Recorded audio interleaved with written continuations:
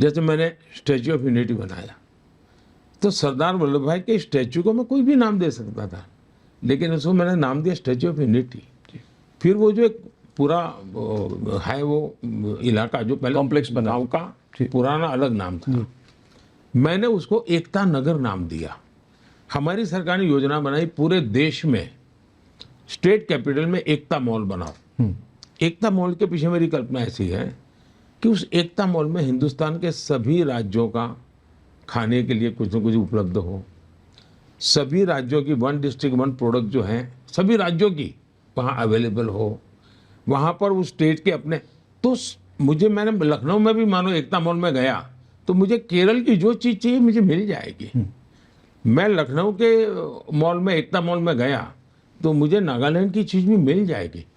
तो मेरी कोशिश होती है एकता को, पहलुओं को जितना हम उभार सकते हैं उभारें। इनकी कोशिश है देश को जितना ज़्यादा टुकड़ों में बांटे, वो उसी दिशा में जा रहे हैं। वो देश को ऐसे भी काट रहे हैं, देश को ऐसे भी काट रहे हैं। ये बहुत खतरनाक खेल है। और मैं जो कांग्रेस से लोग अभी अभी निकल करके बाहर आए, जिन्होंने अपनी जवानी के महत्वपूर्ण वर्ष कांग्रेस को दिए थे जी, और बड़े समर्पित भाव से काम करने वाले लोग थे, तो मेरी पार्टी के कुछ लोगों ने जब उनसे बात की और कुछ उन्होंने मीडिया से भी कहा है, वो तो चौंकाने वाला है। आज भी कांग्रेस के वरिष्ठ नेता जो लोकसभा का चुनाव लड़ रहे हैं कांग्रेस के टिकट पर जी, वो एक बार मुझे पार्लियामेंट में मिले थे, वो एमपी थे। उन्होंने कहा साहब हम तो पूरी तरह ये माओवाद और नक्सलवाद की विचारधारा में फंसे पड़े हैं। मैं बोले कांग्रेस से हूँ, मैं हाउस में तो जो बोलना है बोलूँगा, लेकिन मैं चिंतित हूँ। यानी कांग्रेस के भीतर भी जो सचमुच में कांग्रेस के वैल्यूज को जानता समझता है, वो इन सारे आइडियोलॉजी से बहुत दुखी है और देश को बहुत चिंता करने की जरूरत है जी। और ये पॉलिटिकल तू मैमा वाला नहीं है, ये वोट पाने वाला विषय नहीं है। मेरे भीतर एक दर्द है और कल मैं थोड़ा गुस्सा कर गया, मुझे नहीं करना चाहिए, लेकिन मैं कैसे मेरे देश में चमड़ी के रंग पर किसी को भारतीय होने से मना कर दो, अब कैसे हो सकता है जी? ये मन में बैठता नहीं है जी, ये दर्द है मेरे मन में। मगर प्रधानमंत्री जी, इससे जुड़ा हुआ और एक सवाल है कि जब मुस्लिम कोटा की बात आई थी, मुस्लिम रिजर्वेशन की बात आई थी, तो खड़गे जी ने कहा, दो चिट्ठियां लिखी, आपको ओपन लेटर कर दिया कि हम ऐसे कोई बात नहीं कर रहे, इसकी बात नहीं है, कोई गुंजाइश नहीं है, आप हमारे मैनिफेस्टो को मिसरीड कर रहे हैं, ऐसी बात हुई थी। मगर अभी तो इंडिया अलायंस के नेता खुद सामने आकर खुलकर बोल रहे हैं। लालू प्रसाद यादव जी ने कहा कि पूरा मुस्लिम कोटा होना चाहिए, पूरा, यानी कि टोटल मुस्लिम रिजर्वेशन। तो इस पर क्या सवाल है कि क्या ये पार्टियां दूसरे लोगों के बारे में, दूसरे समुदाय के, दूसरे वर्ग के बारे में, दूसरे धर्मों के लोगों के बारे में सोचते नहीं है, या फिर कोई एक्सट्रीम अपीजमेंट हो रही है? भारत को आगे बढ़ाना है तो जिस मंत्र को लेकर के मैं चलता हूं उसका महात्म्य बहुत है। सबका साथ, सबका विश्वास, सबका विकास जी।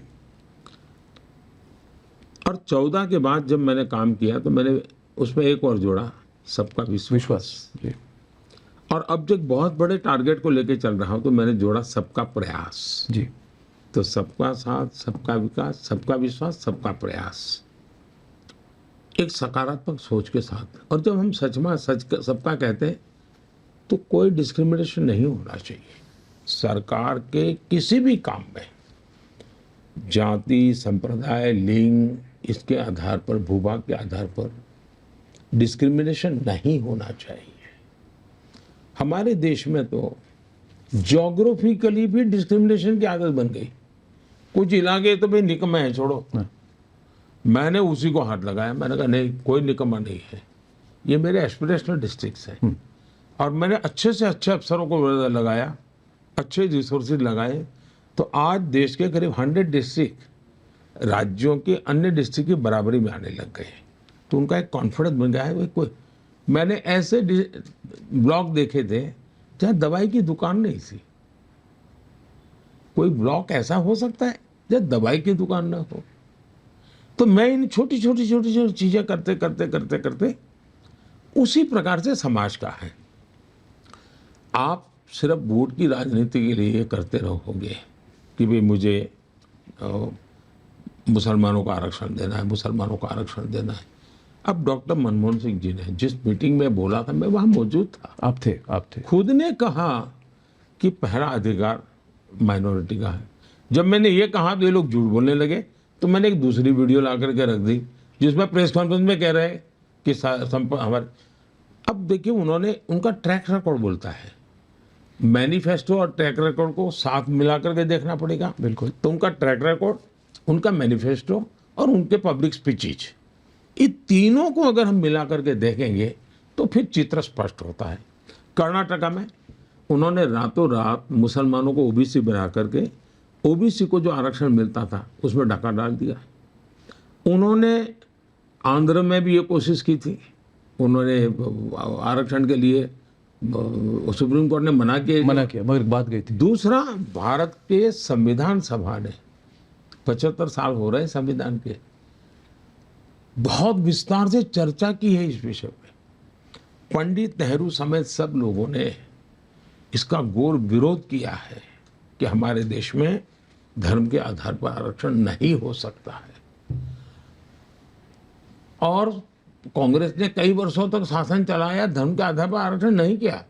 लेकिन अब उनको राजनीतिक अस्तित्व के लिए, क्योंकि उनको लग रहा है कि सबसे ज़्यादा एससी एमएलए किसके, बीजेपी के, सबसे ज़्यादा एससी एमपी किसके, बीजेपी के, सबसे ज़्यादा एसटी एमएलए एमपी किसके, बीजेपी के, सबसे ज़्यादा ओबीसी एमपी एमएलए किसके, बीजेपी के।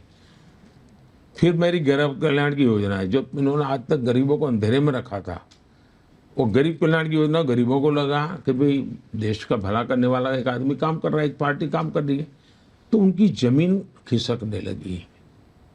अब उनको लगता है कि रीजनल पार्टियां माइनॉरिटी के बैंक को भी खा रही ले रही हैं। हाँ। तो वो ये उनका हमला है रीजनल पार्टीज पे।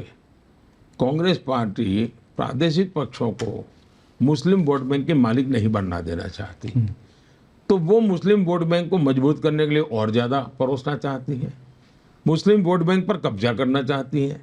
और अपने जो रीजनल पार्टियां हैं, अब जैसे समाजवादी पार्टी, वो मानती है हम ही ठेकेदार हैं मुस्लिम वोट के। हाँ, अब कांग्रेस ये कर करके खुद लेना चाहती है। तो इस चुनाव में कांग्रेस सीटें जीतने के लिए लड़ नहीं रही है। अब जैसे कल शरद पवार ने एक बयान दिया है, बड़ा इंटरेस्टिंग बयान है। बारामती के चुनाव संपन्न हुए और शरद राव ये कहे कि अब समय आ गया है कि रीजनल पार्टियों ने कांग्रेस के साथ मर्ज कर देना चाहिए, क्योंकि हमारी आइडियोलॉजी में ज़्यादा फर्क नहीं है। मतलब वो अस्तित्व इतना खो चुके हैं कि अब उनको कांग्रेस के सहारे जिए बिना कोई चारा नहीं है। इसका मतलब हुआ कि ये जो खेल चल रहा है वो ऑपोजिशन की स्पेस को कांग्रेस सबसे ज़्यादा एक्वायर करना चाहती है, और इसलिए इनका ये, और उसमें धर्म के आधार पर आरक्षण ये सबसे खतरनाक है जी। कोई देश ऐसे चल ही नहीं सकता है जी। होता क्या है जी, अगर मैं मुसलमान बोलूं तो मेरे देश के कुछ इकोसिस्टम टूर कहती है मोदी ने चुनाव में हिंदू मुसलमान क्यों लाया। हिंदू मुसलमान मोदी नहीं लाया है, आपके एक्शन में हिंदू मुसलमान है। तो मुझे देश के सामने आपको बेनकाब करना बहुत जरूरी है। It is my duty to educate the people, it is my duty to convey the people.